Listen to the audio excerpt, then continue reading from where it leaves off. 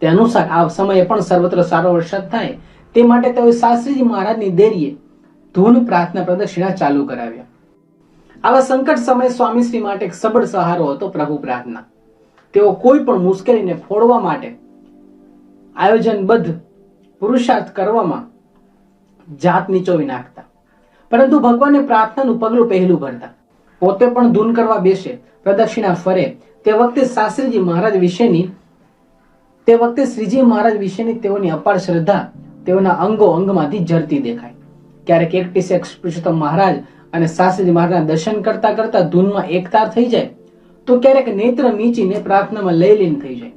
ઉપડતી લયમાં ચાલતી ધૂનમાં તાળીઓનો નાદ એવો ગજાવે કે હમણાં મેઘ ગરજશે વરસશે એવું લાગે. તાળી વગાડતા વગાડતા ક્યારેક બે હાથ ઠેઠ મુખ મસ્તક સુધી ઉપર આવી જાય. ધૂન માટે પલાઠી વાળે તો તે વળી કેડ જમીન સાથે 9 અંશનો ખૂણો બનાવી હોય તેવી સીધી ટટાર રહે. તેઓ ધૂન પ્રાર્થના કરતા જોવા એ પણ એક લૂંટવા જેવો લાહવો હતો. પ્રદક્ષિણા ફરે ત્યારે એક હાથે ગાતડીનો છેડો પકડીને ચાલે, બીજા હાથની ટચલી આંગળીથી વેઢા ગણતા જાય અને પ્રદક્ષિણાની સંખ્યા માપતા જાય. આ રીતે સ્વામીશ્રીએ લોકની સુખાકારી માટે પ્રાર્થના યજ્ઞ આદરેલો. દેરીએ નિત્ય પ્રભાતે 5 અભિષેક કરવામાં આવતા, પરંતુ પૂનમના દિવસે સ્વામીશ્રીએ વરસાદ માટે 5 અભિષેક વધુ કરાવ્યા હતા. આરસામાં જ સારંગપુરની પંચાયતે યાત્રા વેરો ઠરાવ પસાર કરવાનું વિચારેલું. આ વિગત સૌને થોડી અજુગતી લાગતી હતી, કારણ કે સારંગપુર ગામનો નિભાવ અને વિકાસ જ ગામમાં આવેલા સ્વામિનારાયણ મંદિર અને હનુમાનજી મંદિરને આભારી હતું. જો ગામમાંથી આ 2 મંદિરોની બાદબાકી થઈ જાય તો સારંગપુરનો ઘાટ સમ્રાટ સુદામનો થઈ જાય એવું બનીને રહે તેવું હતું.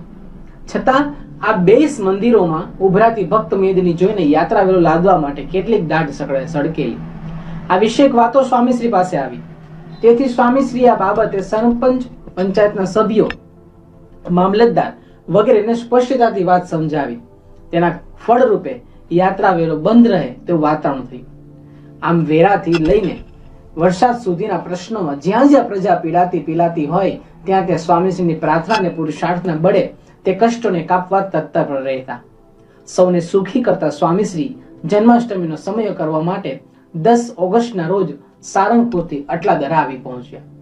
આ ઉત્સવમાં યોગીજી મહારાજ મુંબઈ હોવાથી પધારી શક્યા નહોતા. રજત જયંતિના આશીર્વાદ. અટલાદરામાં જન્માષ્ટમીનો સમય ઉજવી સ્વામીશ્રી બોચાસણ અમદાવાદ થઈને ગોંડલ પધારેલા. આ વર્ષે સંસ્થા કે સામયિક સ્વામિનારાયણ પ્રકાશને 25 વર્ષ પૂર્ણ થયા હતા. સત્સંગને નવપલ્લવિત રાખવામાં મોટું યોગદાન આપનાર આ સામયિક રજત જયંતિના અવસરે પ્રકાશન પ્રવૃત્તિ અભિવૃદ્ધિ માટે પામે તે માટે સ્વામીશ્રી સુંદર આશીર્વાદ પત્ર લખતા જણાવેલું, શ્રી સ્વામિનારાયણ પ્રકાશનને 25 વર્ષ પૂરા થાય છે. સંપ્રદાયમાં બીજા કેટલાક માસિક આવતા પણ આજ તેનું અસ્તિત્વ રહેલ નથી, અને આ માસિકનું આવી મોંઘવારી હોવા છતાં પણ અસ્તિત્વ રહેલ છે. તેનું કારણ તેની પાછળ મહાન પુરુષનું બળ અને આશીર્વાદ રહેલા છે. પરમ પૂજ્ય ગુરુહરિ શાસ્ત્રીજી મહારાજે શ્રીજી મહારાજના આદેશ મુજબ અક્ષર અને પુરુષોત્તમનો જે સિદ્ધાંત પ્રવર્તાવ્યો તેની પુષ્ટિ આ માસિક દ્વારા ઘણી સારી રીતે થઈ છે. અને કોઈ પણ જાતની ખોટી ચર્ચામાં ઉતર્યા સિવાય સ્વામી મહારાજ અને સત્પુરુષનો અલૌકિક મહિમા જન સમુદાયને સમજાવી આ માસિકે સત્સંગની સુંદર સેવા કરી છે. આ માસિકનો લાભ બહોળા પ્રમાણમાં જન સમૂહને મળે તેવી પ્રાર્થના. આમ પ્રકાશની જ્યોતમાં આશીર્વાદનું તેલ સ્વામીશ્રીએ પૂરી આપ્યું. સેવાનું સુવર્ણ પૃષ્ઠ. ગોંડલથી સારંગપુર આવેલા સ્વામીશ્રી 27/8ના દિવસે આંબલીવાડીએ પધાર્યા હતા.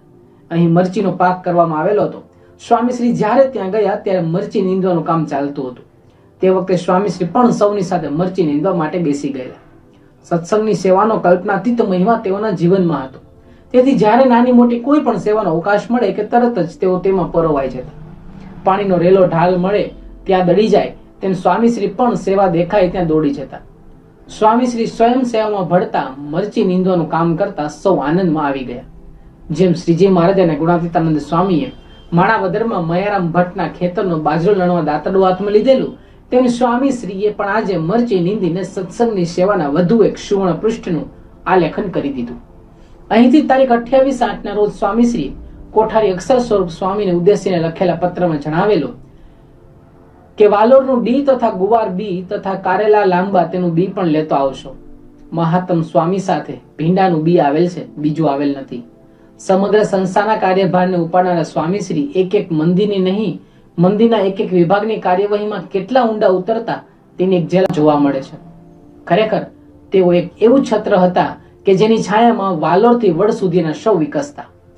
અને હા, ભાદરાથી સ્વામીશ્રી મહુવા પધારેલા. મહુવામાં ભગતજી મહારાજના જન્મસ્થાન તથા દેહોત્સર્ગ સ્થાનના દર્શન કર્યા. પ્રાસાદિક માલણ નદીનું જળ પણ માથે ચડાવ્યું.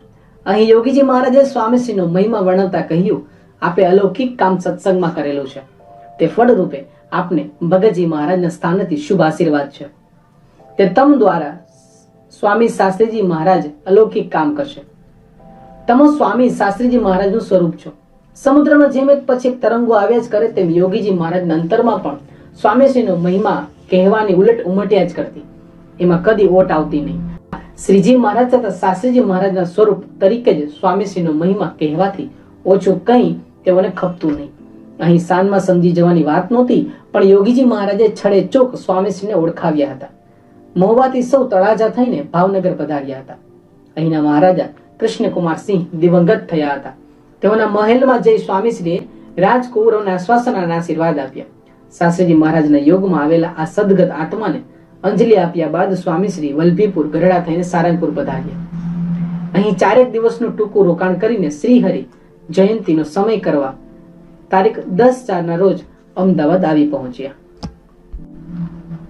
અમદાવાદથી ચૈત્રી પૂનમનો સમય કરવા માટે સ્વામીશ્રીને બોચાસણ જવાનું હતું, પણ વચ્ચે 3 દિવસ સીએમ પટેલના પ્રેમાગ્રહથી તેઓ નાર ગામમાં પરાયણ માટે પધાર્યા. અહીં ભક્ત ચિંતામણીનું રસપાન કરાવી સૌને તૃપ્ત કર્યા. નારથી પંડોળી થઈને બોચાસણમાં પૂનમનો ઉત્સવ કરવા માટે પહોંચ્યા. આ ઉત્સવ બાદ બોચાસણથી તેઓને આણંદ જવાનું જ હતું, પણ આટલા દરામાં મોટા સ્વામીનું સ્વાસ્થ્ય કડક થઈ રહ્યો છે તેવા સમાચાર સ્વામીશ્રીને મળ્યા. તેથી બોચાસણનો સમય કરીને તેઓની ખબર અંતર પૂછવા માટે સ્વામીશ્રી ખાસ આટલા દરા ગયેલા. સ્વામીશ્રીના વ્યવહારમાં માનવીય પાસું ભારોભાર જણાતું. તેઓ હંમેશા મુસદ્દા પ્રેરિત, કાર્ય કેન્દ્રીય અને કાર્યલક્ષી જીવન જીવનારા હતા. જ્યાં કામ ત્યાં જ મારો આનંદ, આ હતી તેઓની જીવનશૈલી. પણ તેમાં વ્યક્તિને સાંભળવાનું તેઓ કદી ભૂલ્યા નહોતા. તેઓની કાર્યશૈલીમાં અજેન્ડા નહીં, પણ આદમી અગ્રીમ કક્ષાએ રહેતો. તેથી જ પોતાના કાર્યક્રમોમાં ઉથલ પાથલ કરીને પણ તેઓ સંત હરિભક્તના ટાણા સાચવવાનું ચૂકતા નહીં. વર્ષોથી બોચાસણમાં કાર્તિકી પૂર્ણિમાનો સમયો કરીને સ્વામીશ્રી તારીખ 10/11 રોજ વિદ્યાનગર પધાર્યા હતા. અહીં રામકૃષ્ણ મિશનના સભાગૃહમાં આયોજિત સ્ટડી સર્કલમાં ધર્મ અને વિજ્ઞાન વિષયના આધારે 300 યુવાનોને તેઓએ વૈજ્ઞાનિક વિકાસ સાથે આધ્યાત્મિક વિકાસની અગત્ય સમજાવી હતી. ત્યારબાદ તારીખ 12/11 રોજ સ્વામીશ્રી અટલાદરા પધારેલા. અહીં મોટા સ્વામીની તબિયત નરમ ગરમ રહેતી હોવાથી તેઓ સાથે 10 દિવસ રહીને તારીખ 22/11 રોજ શ્રીજીપુરા ગયેલા.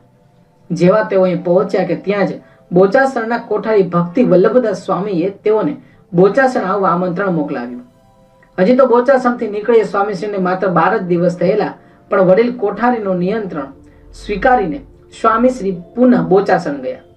અહીં ભક્તિ વલ્લભદાસ સ્વામીએ તેઓને પ્રેમપૂર્વક રોકીને 4 દિવસ સુધી લાભ લીધો. સ્વામીશ્રીની ઉંમર આ વખતે માત્ર 44 વર્ષની હતી, જ્યારે ભક્તિ વલ્લભદાસ સ્વામી તો તેઓ કરતા 41 વર્ષ મોટા હતા. વળી તેઓ એક સદગુણ સંપન્ન સંત હતા, બાહોશ કોઠારી હતા. છતાં તેઓને માત્ર 12 દિવસમાં જ સ્વામીશ્રીનો વિરહ સાલે અને સ્વામીશ્રીને બોચાસણ બોલાવી આગ્રહ કરીને રોકે તે વાત સ્વામીશ્રીના વ્યક્તિત્વ વિશે ઘણું કહી જાય.